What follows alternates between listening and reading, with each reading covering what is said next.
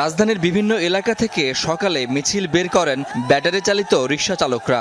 Science lab, Mohammadpur, Dhanmondi এলাকা প্রদক্ষিণ করে মিছিলগুলো। চালকদের একটি অংশ মিছিল নিয়ে এলিফ্যান্ট রোড ধরে শাহবাগ, মৎস্য ভবন হয়ে জাতীয় প্রেস ক্লাবের সামনে জড়ো হন। এখানে আগে থেকে চলছিল পথসভা। পরে আরও অনেক এলাকা থেকেও প্রেস ক্লাবের সামনে এসে জড়ো হন ব্যাটারি চালিত রিকশা চালকরা।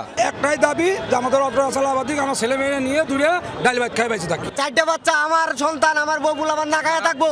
আজকে 3 দিন ধরে গাড়ি চালাইতে পারি না, তামসা শুরু করছে।